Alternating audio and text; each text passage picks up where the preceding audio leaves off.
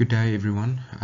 This recording will be a theory section on the story enclosure methods and the single price detailed methods to be a little bit more specific. So we've dealt with the single price method of estimations previously, so we're going to look at the single price detailed methods. So what I'm going to do is I'm going to have three short videos to keep the amount of data down so that you can at least view the videos or the sections a little bit easier. So as I said, we're going to look at the single price detailed methods, and our first method is the story enclosure method that we're going to look at, the parametric method, and then I'm going to look at the elemental analysis method a little bit, but it's more a section or item that we're going to cover in our detailed methods, because it does overlap with the elemental level of measurement. So please just take note that the last section is actually split up into two sections, which falls in the single price detailed methods and also in the detailed methods of measurement. So please take note of that. Okay, so the story enclosure method is basically, it was developed in the UK. The aim was to take into account the plan shape, the total floor area, the height and differences of floors, story heights, floor levels below ground, etc. Just basically having a little bit more detail built into the estimate to improve the actual estimate. Basically, story enclosure elements are calculated and adjusted to get a story enclosure area. So there's certain factors that we use to get to a more accurate estimate. So the story enclosure area is then multiplied with the story enclosure tariff. Okay, so we're going to look at this a little bit more in detail just now, but in short, we're measuring the areas of the total areas, and we're multiplying it with the story enclosure tariff, which is your historical rate. So further items are added to get the final estimate, like for instance, again, your external works, any additional items which is specific to the design, etc. Okay, so the story enclosure method, these additional items are additional costs that is not included in the set. Okay, like I just indicated just now, costs involved in all services, external works, etc. So the idea was that these factors could be used uniformly for all buildings. For instance, foundations will have a factor of times 2. The first floor will have a multiplier of 2.15. The second floor will have a multiplier of 2.3, for instance. So these are just indications. You don't have to worry or memorize all of these factors. These factors will be given to you usually in a question. So, but the main thing is that you can deduce from this is that, and the main thing is, certain types of construction areas have certain factors that influence the cost of the building. So for instance, a standard roof will have a multiplying factor of 1. The exterior walls above ground will have 1, and below ground, for instance, times 2. Okay, so the interior walls are excluded, defined as being enclosed in the previous items. Okay, but that is just a definition. You will see how it actually works in practice a little bit later on. Although it is more accurate than the previous method, it never caught on in the UK. So the UK didn't really adopt this method. It was much more adopted in South Africa because of the potential that it posed. So it's still a single price method. The accuracy is dependent on the allocation of factors. So the factors that you use obviously has influence on the accuracy, and you can see that experience is needed to actually use this method. It is an abstract and not a relationship with the building size. Okay, historical data is much more complicated to actually use and in these calculations. Okay, so store enclosure methods applied in South Africa. So in the 1950s, it was implemented in South Africa. It included all floor levels, interior walls, and interior walls. So please take note here. So in the UK, it excluded the interior walls, but in South Africa, it was deemed to be to also calculate this because it had an influence on the cost. So please note that you make note of this little bit of a contradiction in the study notes. Obviously in the study notes it's explained a little bit more, but in the slides you would see that it's excluded above, but in South Africa it was actually included. So we are going to work with as if you have to calculate the interior walls as well. So includes cost structures and basic finishes. Fittings are excluded, like special fittings. Anything else, like for instance air conditioning and that type of thing, you need to consider whether it's included or not. Okay, SET is published by the Bureau of Economic Research in Stellenbosch and can be calculated. So you can actually draw the information of standard multipliers and rates from the Bureau of Research. That is why this method was actually implemented and used in South Africa, because someone with very little historical data can actually use the information published by the BRE to calculate new building estimates. Okay, it is weighted weight area. South Africa research found that factors can be used uniformly to all building types.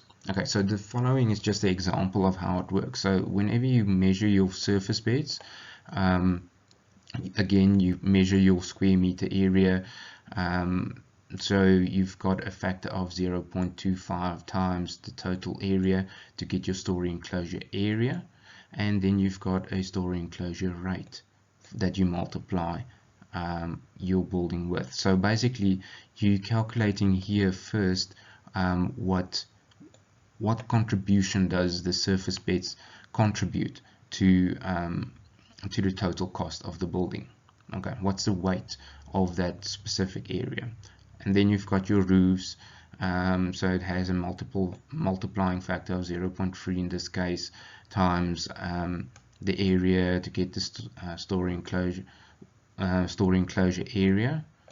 Okay, same with your exterior walls and your interior walls to get the total areas. Okay, this is then multiplied with a uniform story enclosure tariff to get to your amounts on this side, and thus your basic building cost on this side. Okay, so the story enclosure method applied in South Africa, the total building cost is determined by adding the story enclosure costs. So expensive structures items, for instance, if you have thicker walls, if you have hollow core walls, or so, it will be an extra over. Or you can have a different factor that you multiply your wall areas with. Obviously accessories is also added, like nice finishes, if for instance it's not standard finishes and you have other accessories that you have to add to the building. Other additions are any other specials and external works. Okay, the uniform rules for the story enclosure area. So this is important, so to know just the standard rules that applies to this method. So physical areas measured and times with your factors, as we've seen. Areas as groups according to different factors. Floor areas are measured according to the rules of significant items subtracted. Exterior walls are measured above surface level, over doors and windows, and only clear openings are subtracted. Okay, so the rule of thumb is you measure your walls over the doors and windows, except if it's a substantial opening. Okay, that is a relative term, and I think you would ask a question, but when is it a big enough opening? The rule of thumb is usually as soon as when you have sliding doors, window, that type of openings, and that's more than a standard double door opening. Okay, roofs are measured over the horizontal level at the wall plate overhangs. So please take note of this. This is very important. Roofs are measured over the horizontal level. Okay, exterior divisions are calculated if layout is known. Then the length of the walls and their heights is measured. So please take note of this. So this is the physical area that the wall will actually cover. So it's the vertical height of your walls. The layout, if the layout is unknown, a typical layout is used. Okay. Using you can see this method can be used if the interior layout is not given. You can actually use standard layouts of previous buildings to get the different areas of your interior walls, for instance. So using a formula, so the percentage of the floor areas, this is the least accurate. So you can use a percentage of your interior walls. You can again use previous buildings if the interior layout is not given yet, and just factor in what percentage that walls are of the interior layout. Okay, so these are the three methods that you can use to actually calculate your interior divisions. Okay, so the advantages: it's more accurate, it takes into account cost variables of buildings, and also calculates the design details. So this method can be used both at the early stage. Yeah, okay, so as per the previous slide, if you don't even have an interior layout, you can use this already and building in factors. Obviously it becomes more accurate the further you go along in the design process. It does not take much more time than the previous methods. Okay, so it's still fairly quick. Historical data can be built up quickly. Okay, so you can easily build up your own story enclosure tariffs as you go along. Okay, the disadvantages is it's large areas that the story enclosure area produces may cause a big effect on the story enclosure tariff. Okay, so you have to be very accurate when doing this. It is still a single price method. Okay, thus many items will not be included, so you will lose some of your detail. The use of uniform factors can lead to inaccurate estimates. As said, it is an abstract amount not related to the spatial planning, usually the tariff that you use. So usually the QSS does tweak that tariff slightly to take into account, for instance, where the project is situated, what type of finishes, and so forth.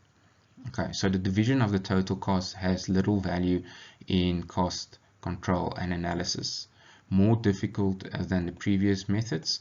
As I mentioned previously, you do need a certain amount of experience to actually implement this method accurately. Okay, so the possible application is still used in several institutions in South Africa.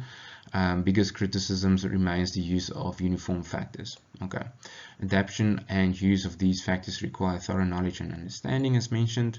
Real factors can also be calculated through the use of historical data. This can be time consuming. Balance between time spent and accuracy is obviously important. It does remain an approximate method. Okay. Cost, okay, so the cost included, so the story enclosure tariff only includes the basic cost of the building finishes. Thus standard items such as doors, windows are included. So extra over items that still needs to be included is if there's special finishes, any other special fittings, services, external works, electricity, VAT, and then your P's and G's, and obviously contingencies as well, depending on the accuracies. Then the standard items included standard are listed in the following slides. Okay, so I'm just gonna skip through these slides. They are quite standard, so you can go through these slides. It is important to go through these and read through these to have an idea of what type of items are standard within the story enclosure methods that's used. Okay, so for instance, what type of foundation walls is used, concrete surface beds are used, 300 millimeters filling underneath is used underneath your surface beds, usually that type of thing. Okay, so your brick walls usually has a factor of 1, your interior walls usually a factor of 0.5, and so forth. Okay, suspended floors, reinforced concrete slabs with beams and columns, included finishes with plaster and paint with a 25mm screed and vinyl tile finishes. So this is why your first floor factor is a little bit higher than your standard. Okay, good. And that concludes our first slide of our first little section of this lecture.